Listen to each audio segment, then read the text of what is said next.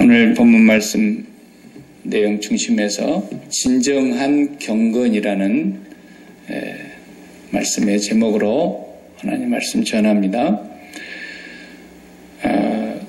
야고보서를 우리가 대하면은 제일 머릿속에 남아있는 게 행함이 없는 믿음은 죽은 믿음이다. 이런 말씀이 야고보서에서 나왔죠. 근데 또 로마서를 우리가 읽어보면은 믿음으로 구원을 받는다고 말씀하시면서 행위로 구원을 받지 못한다. 이렇게 또 말씀한단 말이에요. 그런데 야고보서에는 행함이 없는 믿음은 죽은 믿음이다. 또 이렇게 말씀하세요. 혼돈이 되지 않기를 바랍니다. 똑같은 말씀인데 이건 어떤 면에서 보면요. 국어사전만 조금 잘 들여다봐도 쉬운 얘기예요. 행함이라는 것과 행위라고 하는 건 다른 겁니다. 행위는 자기의 생각과 자기의 의지와 자기의 판단과 자기의 결단이 있어서 행동으로 옮기는 걸 행위라 그래요. 행함이라는 것은 열매예요, 열매. 감나무가 내가 감이 열려야지. 감나무 열매가 감이 하나 붙었는데 지가 막 노력해가지고 감이 만들어진 게 아니에요. 그냥 꽃이 피고 거기 가만히 붙어 있으면 감이 나중에 점점 밑에서 수액이 올라오고 햇볕이 비치고 이렇게 되면서 열매가 커지잖아요. 이것은 열매는 행함이라 그래요. 이것은 자기의 의지와 노력이 들어가 있는 게 아니에요. 그래서 붙어만 있으면 되는 거예요. 그러니까 이 사람이 예수를 믿는다는 말은 예수님께 붙어 있다는 말과 같은 뜻이잖아요. 예수님께 붙어 있으면 자연히 거기서 어떤 열매가 나오게 되는 걸 야고보는 행함이라 그렇게 표현을 한 거예요. 우리가 막 열심히 노력을 해가지고 우리의 의지와 판단을 가지고 나타난 어떤 결의를 행동으로 옮겨서 행위가 쌓이면 하나님께 복을 받고 하나님에게 구원을 받고 그런 뜻이 아니란 말이에요. 그런 의미의 행위는 절대로 배격하고 있어요. 야고보 사도가 그걸 모르는 분이 아니에요. 야고보 사도는 바울 사도와 버금가는 분이고 초대교회에 예루살렘에 처음 공의회를 모였을 때 예루살렘에서 처음으로 각 지역에 흩어져 있었던 교회 지도자들이 모였을 때 그 회의의 의장이 누구였는지 아세요? 이 야고보서를 기록하신 야고보 장로님이세요. 이분이 그 행위에 대한 것을 모르셔서 그런 말씀 절대로 한 게 아니에요. 행함이는 행위와 구분이 돼야 돼요. 그래서 히브리서도 우리가 지금까지 앞에서 봐왔는데 히브리서에서도 계속 믿음을 강조해요. 처음부터 끝까지 우리가 믿는 것이 뭐라는 걸 설명하고 누구를 믿어야 되는 것이며 어떻게 믿어야 되는 것이며 믿는다는 사람들에게 나타나는 그 능력과 열매가 어떤 것인가를 히브리서에서도 전부 다 얘기했어요. 로마서에서도 믿음을 얘기했어요. 야고보서에서도 믿음을 얘기하고 있어요. 그런데 이 세 분이 다 똑같은 얘기를 하고 계시는 거예요. 루터 선생님께서 훌륭하시긴 훌륭하신데 종교개혁자 마르틴 루터는 야고보서를 굉장히 성경 중에서도 아주 수준 낮은 책이라고 봤어요. 지푸라기 복음이라고 그랬어요. 지푸라기 복음. 야고보서를 놓고. 그건 그 부분에 있어서는 루터 선생님이 좀 실수하신 것 같아요. 야고보서에서 말씀하시려고 하는 것은 예수를 너희가 믿느냐? 믿으면 반드시 나타나는 열매가 있는데 그게 행함이란다. 행함으로 나타난다는 거예요. 이게 국화꽃이에요. 여기에서 나팔꽃이 필 리가 없지요. 절대로. 이게 분명히 국화꽃이기 때문에 전체가 국화가 피어 있는 거예요. 네가 진짜로 예수를 믿는 사람이냐? 그러면 예수 믿는 사람으로서 반드시 열매를 맺는 그것이 있는데 그것이 행함으로 나타나는 거라는 거죠. 그래서 지난주에도 보면은 보십시오. 마음이라는 것은 옛날에 예복을 이렇게 몸을 지어서 맞추어서 입듯이 하나님께서 이 마음을 딱 맞추어서 만들어 놓으셨는데 이 마음은 하나님이 들어가시는 지성소예요. 지성소에는 다른 게 들어가면 죽는 거예요. 아무도 못 들어가요, 지성소는. 그래서 죽음을 면하려고 속죄하는 제사 지낼 때 대제사장이 자기 죄를 씻은 그 대신 죽은 짐승의 피를 갖고 들어가잖아요. 피만이 생명이니까. 피로 죄를 속하니까. 그렇지 않고는 어떻게 지성소를 감히 들어가요? 즉사하는데. 그러니까 우리 마음은 성령을 모시고 있는 전이라 그랬잖아요. 우리 몸이.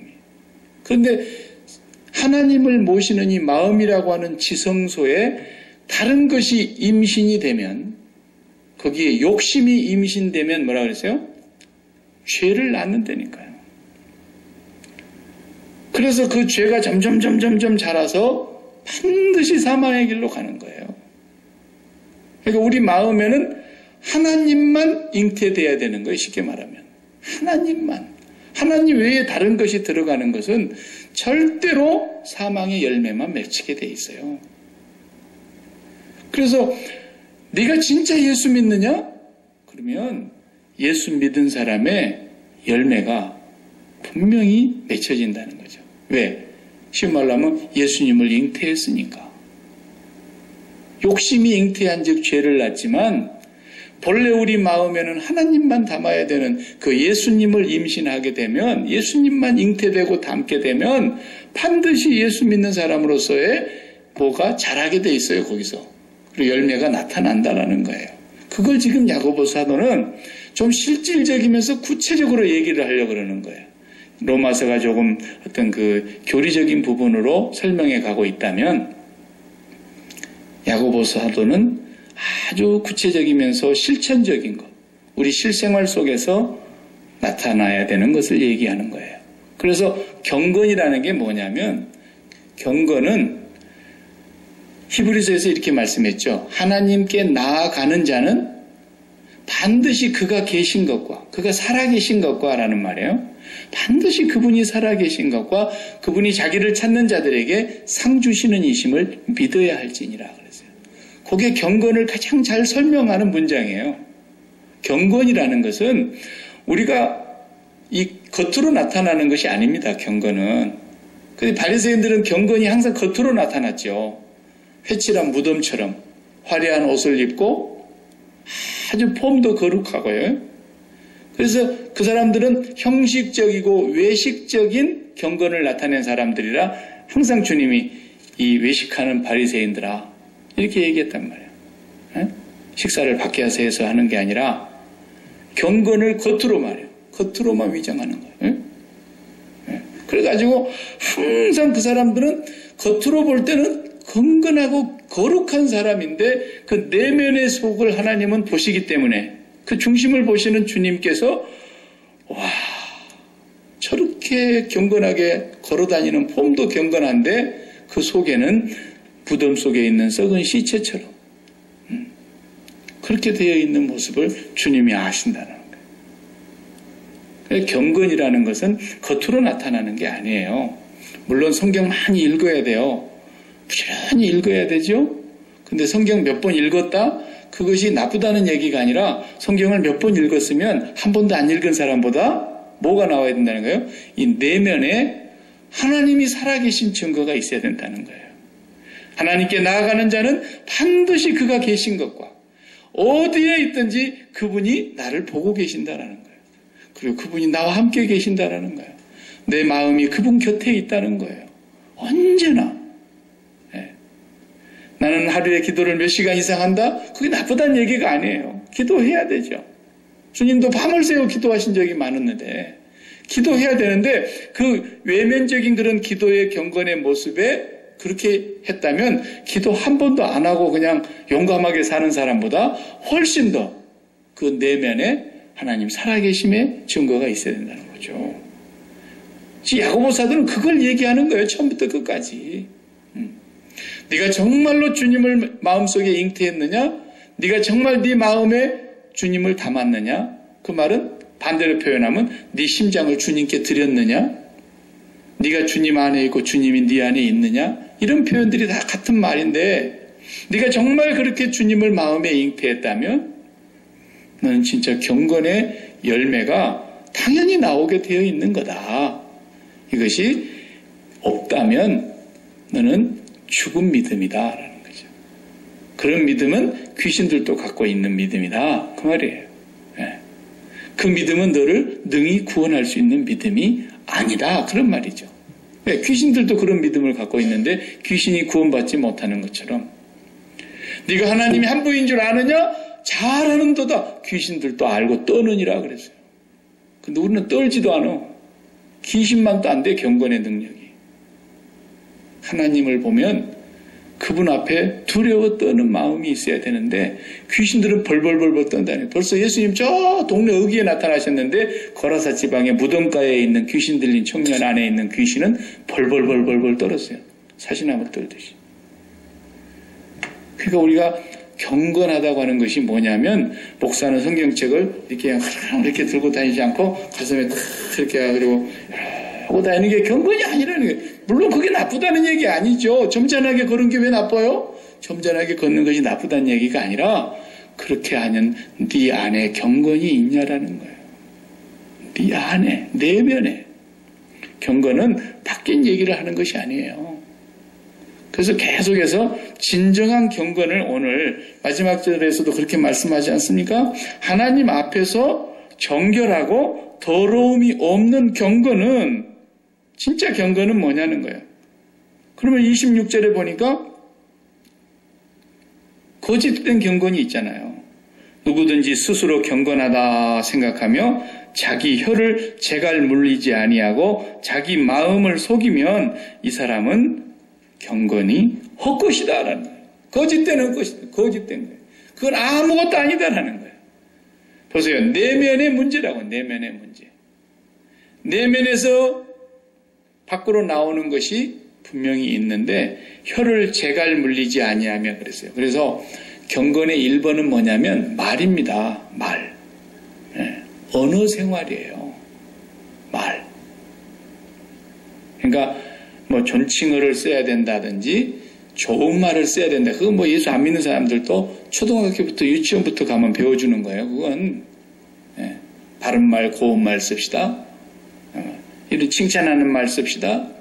뭐 좋은 말만 쓰는 것이 그건 뭐 윤리요 도덕이기 때문에 그 말할 것도 없는 상식이고 지금 여기서 말하려고 하는 것은 뭐냐면 네 입에서 나오는 말은 네 마음의 생각이라는 뜻이에요. 그리고 네 마음의 판단이라는 것이고 네 마음에 지금 사랑하고 있는 거라는 거예요. 예? 사랑하고 있는 것이 밖으로 나오게 돼 있어요. 예. 그냥 농담처럼 툭 던지는 그런 말 말고 정말 인격적인 만남을 통해서 뭔 대화를 하는데 그 입에서 나오는 쑥 던지는 말이 마음에서 그 사람이 담고 있는 것이 나오는 거라는 뜻입니다. 그걸 보면은 그 사람의 경건을 알 수 있다라는 거예요. 그러니까 그 사람이 마음에 돈을 엄청 사랑하고 돈을 많이 담고 있어요. 그러니까 그 사람을 만나면 반드시 누가 묻지도 않는데 돈 얘기를 해요. 그래가지고 기분이 좋아가지고 막 다니는 거예요. 왜 그런가 봤더니 돈을 많이 벌었어. 그래가지고 막 돈 많이 버는 얘기를 해. 왜 그래요? 마음에 돈을 담고 있었다는 거예요. 그게 죄인지도 모르고. 하나님을 담고 있어야 될 마음에 돈을 가득히 담고 있었는데 그 돈이 어느 날 쨍 하고 나한테 해뜰 날처럼 다가왔다 이거야. 그래서 너무 좋아가지고 그래서 막 기뻐가지고 할렐루야 그러고 막 찬송을 하고 다니는데 입에서 찬송이 막 술술 나오는 게 왜 나온가 봤더니 돈이 많이 들어왔어. 내가 사랑하고 내가 담고 있었던 그 돈이 만족스럽게 벌렸어. 그래서 찬양이 나온 거예요. 아시겠어요? 그런 건 경건이 아니에요. 찬양을 해도 경건이 아니라고. 성경에서 말하는 경건은 그 사람이 이제 돈이 다 없어져 봐요. 그렇게 마음에 담고 있었던 돈이 다 날아나가 봐요. 발 달린 것처럼 다 도망가 봐요. 그리고 지지리도 나한테는 안 다가와 봐요. 그래도 막 할렐루야 옛날처럼 그러고 다닐까요? 안 그래요. 그래서 누구한테서 내가 돈을 빼앗아가는 사람이 있는 것 같으면 그냥 분이 나는 거예요. 그리고 누가 옆에서 돈 벌었다 그러면 그냥 그 소리가 듣기 싫고 막 질투가 나고 성질이 괜히 나는 거예요. 예. 경건 아니에요, 이런 건. 예. 경건은 내 마음에 예수 그리스도를만 임신했을 때. 예. 지난주 우리가 보았잖아요. 욕심을 임신하면 반드시 죄가 그 안에서 이제는 자라게 돼 있어요. 하나님 말고 다른 것을 임신하면, 하나님 말고 우리 마음에 다른 것이 들어오면 반드시 그렇다니까요. 그것이 죄인 줄도 모르고 그러고 있는 거예요. 엄청난 죄악인지를 모르는 거예요. 진짜 경건은 내 안의 마음에 하나님을 모셨더니 하나님이 임신되고 하나님이 잉태되고 났더니 하나님이 내 마음에 들어온 그날로부터 하나님이 너무너무 좋아서 찬양이 끊이지 않습니다. 하나님이 너무 좋아가지고 세상에 엠만이 기분 나쁜 것이나 안 좋은 일도 하나님보다 큰 것은 없기 때문에 하나님 안에서 다 그것이 해결이 되는 겁니다. 예? 하나님 때문에 그러니까 이 사람이 입에서 나오는 말이 하나님하고 늘 친하게 가까이 지내다 보니까 하나님의 마음을 알고 하나님의 마음의 생각과 판단이 언어로 나오게 되는 거죠. 예. 지금 야고보서다는 그 말씀을 지금 하려고 그러는 거예요. 자, 사람을 엄청 사랑해봐요. 사람을 사랑해도요, 하나님을 사랑한 사람이 사람을 그냥 사랑하는 것하고 하나님을 사랑하지 않고 사람만 죽도록 사랑하는 사람하고는 하늘과 땅 차이예요. 네. 그래서 제가 삼자 개입을 저번에 한번 설명을 한 적이 있는데 우리는 언제나 사랑하되 마음에는 하나님만 담고 사랑하고 하나님을 담고 사랑하는 가운데서 하나님의 사랑이 내 안에 내 사랑이 하나님께로 드려지는 그 마음이 됐을 때에 그 마음을 가지고 사람을 사랑하면 사람 사랑하는 것이 아주 재밌어요. 그리고 굉장히 행복해져요. 왜냐하면 내 주변에는 사람밖에 없으니까. 그러니까 전부 사람이니까 행복한 거예요, 사람이. 근데 하나님을 사랑하는 마음이 채워지지 않은 상태에서 사람을 사랑해 보세요. 저 사람이 내하고 좀 성격이 비슷하네. 대화를 해보니까 조금 말이 통하네. 아, 그런데다가 또 나하고 뭐 먹는 것까지도 좋아하는 것까지 기호식품까지 다 똑같으네. 아주 옷 입는 취향도 비슷하네. 뭐든지 내하고 비슷해가지고 그래가지고 막 사랑하게 되는 사람은요 나중에 왼수가 됩니다. 죽고 못 사는 왼수가 돼요. 그래가지고 그렇게 줄이 죽지 못할 것 마냥 그렇게 하더니 나중에는 왼수가 돼가지고 어느 날 갑자기 저 사람이 이 사람을 물고 뜯고 다른 사람한테 가서 이제 나쁜 얘기만 하고 다녀요. 그러니까 원수를 사랑하라 그랬죠. 성경에 보면. 왜 그럴까요? 원수가 이 마음 안에 들어오면 안 되니까. 원수를 이 마음 밖에서 마음 안에 들어있는 사람이 원수예요. 제일 가까이 들어와 있는 사람이 왼수라니까요. 그래서 사람의 왼수가 자기 집안 식구리라 그랬어요. 하나님을 담는 것 말고 자기 집안 식구를 내 마음에 가득히 담아봐요. 왼수예요, 왼수. 이걸 어떻게 해야 빼낼 수 있느냐. 진짜 나를 해코지하고요. 나를 죽이려고 하는 사람 있잖아요. 나를 정말 못되게 하려고 뒤에서 못된 짓 하는 사람 있잖아요. 이 사람 진짜 원수예요. 예수님이 말씀하신 그런 원수가 아니라 진짜 원수. 원수를 사랑하라. 원수가 목마르다 할 때 마실 걸 줘라 할 때 그 원수라고요. 근데 이 원수는 어떻게 해야 내 마음에서 빼낼 수 있어요? 사랑해야만 빼낼 수 있어요. 이거 미워하면요. 이 안에서 안 빠져나가요. 그래서 하나님께서 이 원수를 밖으로 빼내야 되기 때문에 그래서 사랑하라 그런 거예요. 여러분 그 원수 미워하면 절대로 마음에서 못 빼냅니다. 여기 아주 그냥 깊숙이 박혀 있는 거예요. 그래서 죽을 때도 나중에 자식한테 유언합니다. 저 둥근나무 집 밑에 암흑에 절대로 그냥 놔두지 마라 이렇게 돼요. 그게 뭐 중국 영화에서 맨날 나오는 거 아닙니까? 예. 그게 사람 사는 거예요. 그게. 예. 그런데 그런 원수 말고 예수님이 표현하실 때 사람의 원수가 자기 집안 식구리라 그 혈육, 끊을 수 없는 그 혈육, 그것은 어떻게 해야 또 마음에서 빠져나갑니까? 그건 미워해야 빠져나가요. 그래서 사람이 미워하지 아니하면 그래서 예수님께서 그래서 네 형제나 자매나 아들이나 딸이나 네 목숨까지 미워하지 아니하면 그건 내 마음에서 안 빠져나가는 거예요. 근데 그 미워한다는 말이 뭐냐면 십자가에 못 박아 죽여야 된다 그런 뜻이거든요. 십자가에 못 박혀 죽어야 그거 빠져나가는 거예요. 그리고 원수는 진짜 사랑해야 빠져나가고요. 그렇게 해서 내 마음속에는 들어오는 것이 아무것도 없어야 되는 거예요. 거기는 하나님만 들어올 지성소이기 때문에 다른 어떤 것도 넣으면 안 되는 거예요. 마음. 이 마음을 지키는 것이 무엇을 지키는 것보다도 더 크다 그랬고 네 생명의 근원이 거기서 나오기 때문에 지킬 만한 것이 많이 있다마는 네 마음을 지키라 그런 거예요. 이 마음에 다른 것 들어올까 봤어요.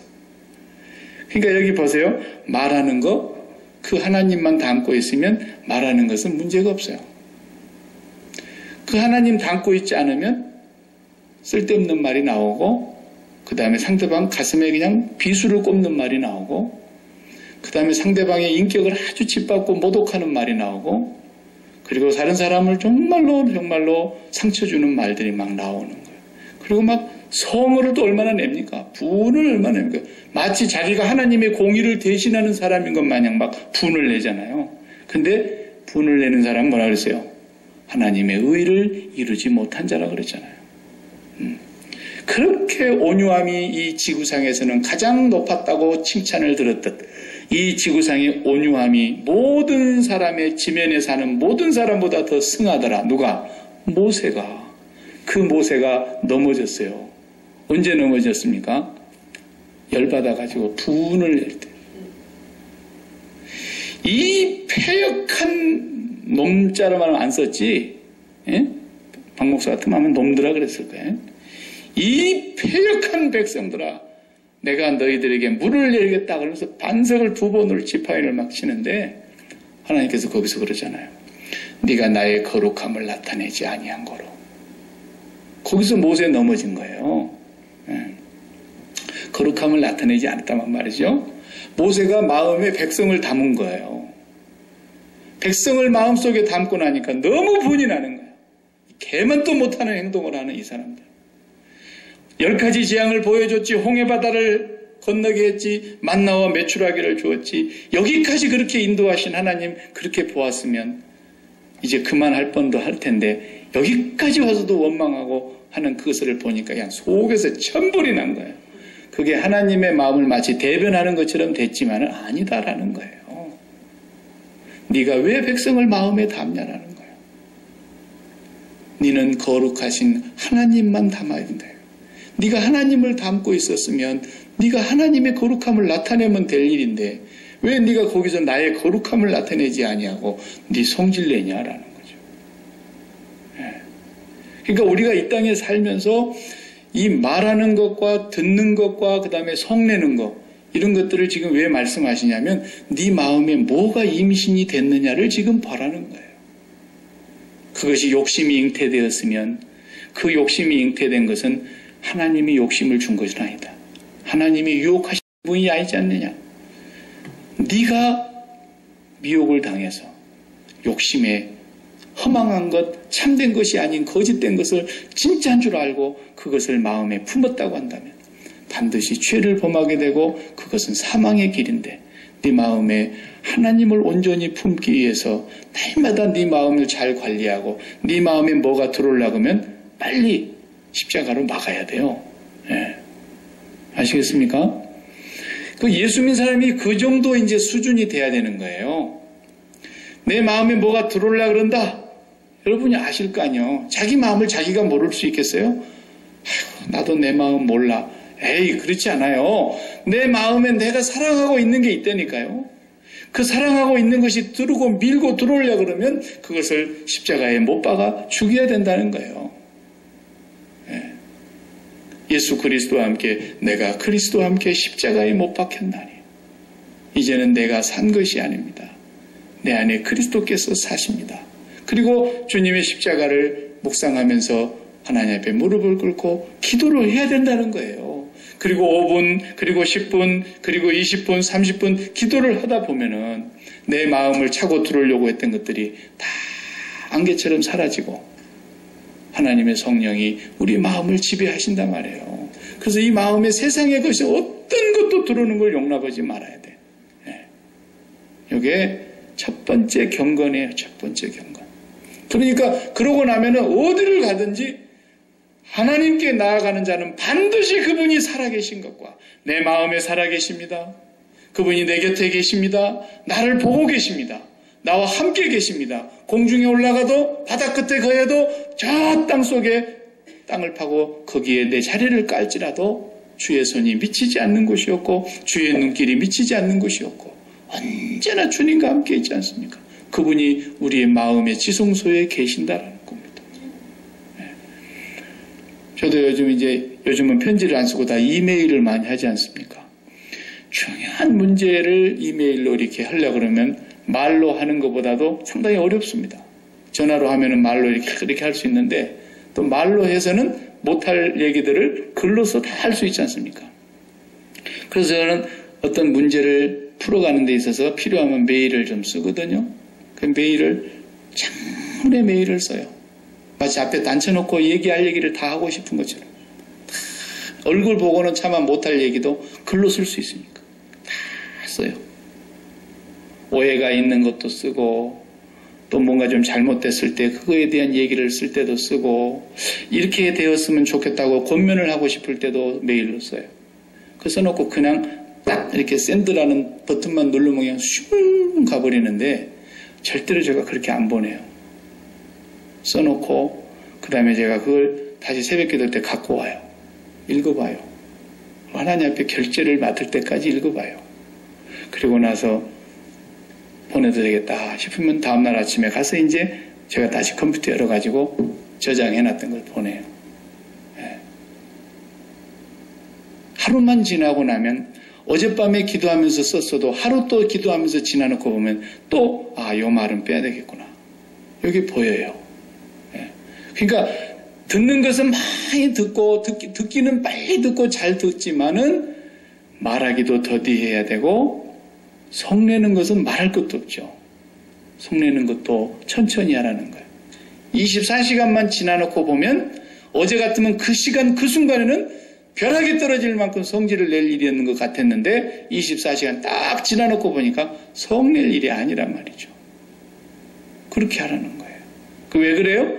마음에 하나님을 모시고 다시 한번 하나님 앞에서 그 문제를 접근해 보라는 거예요. 이것이 야고보가 가르쳐 주려고 하는 경건의 첫 번째예요. 그게 이 혀에 입에 재갈 물리지 아니하는 것은 전부 다 이건 거짓된 경건이니까 그리 알라는 거예요. 이거 이제 서론만 얘기하는 겁니다. 야고보는 지금 2장부터서 전부 얘기할 것을 서론에 지금 굵직굵직한 제목만 얘기하는 거예요. 이 얘기는 3장에 가서 나오지 않습니까? 혀에 대해서 3장에 혀는 죽이는 독이 가득한 거예요. 막 그러면서 불의의 세계요 지옥에서 내뿜는 불과 같은 것이라고 그러잖아요. 이 혀가 죽이는 독이 가득한 것이라고 그러죠. 3장에 가서 혀를 우리가 얘기할 때 좀 자세히 보시자고요. 그 다음에 이제 행함을 얘기하고 있어요. 행함. 우리 한번 본문을 같이 읽어보십시다. 22절에서 24절 22절에서 24절 너희는 말씀을 행하는 자가 되고 듣기만 하여 자신을 속이는 자가 되지 말라. 누구든지 말씀을 듣고 행하지 아니하면 그는 거울로 자기의 생긴 얼굴을 보는 사람과 같아서 제 자신을 보고 가서 그 모습이 어떠했는지를 곧 잃어버리거니와 자유롭게 하는 온전한 율법을 들여다보고 있는 자는 듣고 잊어버리는 자가 아니요 실천하는 자니 이 사람은 그 행하는 일에 복을 받으리라. 행함을 지금 얘기하고 있는 거예요. 행함. 행위 아니에요. 행위 아니라고. 행함. 여러분이 거울을 이제 옛날 거울이야 뭐 청동 거울이니까 얼굴이 이렇게 섬세하게 보이질 않았죠. 그때는 그냥 형체만 대략 보이는 그런 광택 나는 거울이었죠. 우리가 요즘 거울을 늘 들여다보고 손거울도 가지고 다니면서 들여다보는데 거울을 이렇게 봤더니 밥 먹고 났더니 이빨 사이에 그냥 고춧가루가 하나 끼어 있다든지, 예? 밥 먹고 났더니 그냥 입술 이쪽 옆에가 고춧가루가 하나 붙어 있다든지 보면은 이렇게 그냥 하는 거 아니에요? 그런데 행하지 않는 사람은 어떤 사람 같다고요? 거울을 금방 보고 코 밑에 고춧가루가 묻었네? 그랬는데 띄어야 되겠네? 그러놓고는 잊어버린 사람과 같다가 말이에요. 그게 얼마나 우스꽝스럽습니까? 그러니까 많이 듣기는 했는데 행함이 없으면 이것도 거짓된 경고이고 자기를 스스로 속이는 거라 그러잖아요. 보세요. 전부 다 똑같은 말씀을 하세요. 22절에 듣기만 하여 자신을 속이는 자가 되지 말라. 듣기만 하여 자신을 속이는 거라는 거예요. 네. 또 26절도 똑같아요. 경건하다 생각하며 자기 혀를 재갈 물리지 아니하고 마음을 속이면 이 사람의 경건은 헛것이다라는 거예요. 네. 속이는 거예요. 속이는 거. 경건의 반대말이. 그러니까 듣고 행하는 자라야 된다. 근데 여기는 율법을 지금 얘기하고 있는데요. 이건 한 시간에 얘기할 수 없나 하면 아주 깊은 의미가 있는 거예요. 여기 오늘 자유롭게 하는 온전한 율법을 들여다보고 있는 자는 이 한 문장이 어마어마한 얘기를 지금 쓰고 있는데 한 문장으로 줄여버려요. 사도 야고보께서. 이분은 글을 쓰는데 정말 탁월한 분 같아요. 성령께서 굉장한 은사를 주신 거예요. 예수님의 동생 아닙니까? 처음에 예수님 안 믿었던 마리아의 몸에서 진짜 태어난 야고보라고요. 예수님의 동생. 예? 요 다음에 나오는 계시록 앞에 있는 유다서도 예수님의 동생. 예. 그러니까 이 예수님을 나중에 믿었지만 이분이 성령을 받고 예수님의 그 삶을 같이 살았기 때문에 육신적으로는 형님처럼 모시고 같이 살았기 때문에 많이 봤을 거 아닙니까? 근데 이분이 성령을 충만을 받고 이 성경 야고보서를 정말 짧게 썼지만 그 내용의 깊이는 엄청난 것 같아요. 온전하게 하는, 자유롭게 하는 온전한 율법을 한마디로 이렇게 설명을 해버리는 거예요. 사도 바울은 율법 한 번을 설명하기 위해서 거의 로마서의 절반을 할애하고 있는데 16장 중에 이분은 그 로마서 절반을 할애할 만큼이나 율법을 설명해야 되는 내용을 한마디로 자유롭게 하는 온전한 율법이다. 이렇게 말씀하세요. 그럼 다음번에 우리가 한번 이걸 자세하게 보도록 하겠습니다. 왜냐하면 뒤에 가서 또 나오기 때문에. 주제만 얘기하고 있어요. 앞에 1장에서는. 행함이 있어야 된다. 행함이 있어야 된다. 그 다음에 27절에 하나님 아버지 앞에서 정결하고 더러움이 없는 경건은 고아와 과부를 그 환난 중에 돌아보고, 성경에 나오는 고아와 과부라는 건 대명사입니다. 딱 고아, 딱 과부, 그 두 부류만 얘기하는 것이 아니고 그 두 부류도 포함되지만 그 두 부류는 하나님께서 구약시대 율법으로부터서 지금까지도 말씀하고 계시는 하나님의 긍휼과 자비가 전적으로 필요한 불쌍히 여겨야 될 대명사예요. 아무 힘이 없는, 정말 의지할 데가 없는 그러한 사람들에 대하여 우리가 하나님의 긍휼과 자비를 어떻게 나타내야 되느냐는 거예요. 그것도 이제 뒤에 가서 자세하게 또 2장에 당장 나와요. 이런 걸 우리가 보면서 경건이라고 하는 것은 거룩한 것이 다른 게 아니다. 네 마음속에 거룩하신 하나님을 잉태했으면 그 잉태하신 하나님은 반드시 행함으로 열매가 나오게 되어 있는데 그것이 경건의 열매라는 것이다. 그런 뜻이에요. 그래서 욕심을 잉태했으면 죄가 나올 것이고 그 죄가 자라서 결국은 사망의 길로 갈 것이고, 그분이 여호와 하나님 거룩하신 분을 잉태했으면 그 마음에 모신 그곳에서 경건의 열매가 반드시 나오는데 그 경건의 열매는 고아와 과부와 같은 사람들을 하나님의 긍휼과 자비로 돌보게 되어 있다는 거예요. 그런 모습들을 이제 실천적인 경건을 얘기하고 있어요. 그 다음에 또 하나는 뭐라 그랬어요? 또 자기를 지켜 세속에 물들지 아니하는 그것이니라. 세속화되지 않는 거죠. 이 세상을 본받는 사람이 돼서는 안 되죠. 그건 뭐 우리가 너무나 당연한 얘기를 지금 하고 있는 것 같지만 이것도 나중에 4장에 가서 또 말씀하고 계세요. 그러니까 야고보 사도로님 1장에서는 쓰시면서 대충 쓴 게 아니에요. 앞으로 내가 할 얘기를 제목만 딱딱딱 던져놓고 진짜 행함이라고 하는 경건이 어떻게 나오는가를 진정한 믿음을 가진 사람은 이렇게 살아가게 되어 있다라는 거죠. 그렇게 살아야만 구원받는다가 아니고 반드시 구원을 받은 사람이요 하나님 아버지를 거룩하신 하나님 아버지를 네 마음의 지성소에 모시고 사는 사람이라면 이것은 반드시 이 결과의 경건이 열매로 맺히게 된다라는 거예요. 우리가 이제 2장, 3장, 4장, 5장 쭉 가면서 보게 될 것입니다. 진정한 경건. 그러니까 폼 잡는 게 아니에요. 그 내면에서 나오는 거예요. 이 진정한 경건은 하나님을 우리 마음속에 모시고 살아갈 때만. 그래서 내가 그리스도와 함께 십자가에 못 박혔나니 이제 나는 죽었나니 그 말 아닙니까? 이제는 내가 산 것이 아니니 오직 내 안에 모시고 있는 그분이 살아가는 거예요. 그래서 그분이 살아가기 때문에 지금부터 나오는 경건은 내가 하는 것이 하나도 없어요. 전부 그분이 하는 것이에요. 그러니까 이 사람의 입에서는 뭔만 고백이 되냐? 엄청난 일을 했던 조그마한 일을 했던 내가 한 것이 아니라 그분이 했다는 고백이 저절로 나오는 거예요. 그냥 내가 아니요 주님입니다. 내가 아니요 주님입니다. 사도 바울이 그러잖아요. 내가 다른 모든 사도들보다 더 많이 수고했으나 내가 아니요 나와 함께 하신 하나님의 은혜였습니다. 이게 진정한 경건의 삶을 증명하고 있는 모습이에요. 그러니까 내가 한 것이 아무것도 없기 때문에 누가 안 알아줘도 섭섭할까 안 섭섭할까? 안 섭섭한 거예요. 왜냐하면 내가 한 게 아니기 때문에 내 안에 그리스도께서 하셨기 때문에 영광이 그리스도께 돌아가고 그리스도의 은혜 때문에 내가 이런 일에 쓰임을 받을 수 있었다는 것만 행복한 거예요.